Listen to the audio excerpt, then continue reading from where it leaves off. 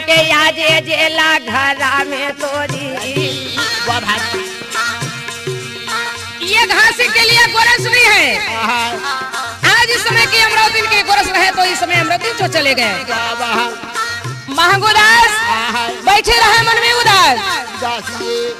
सहते के गैया सता करा बछड़ुआ।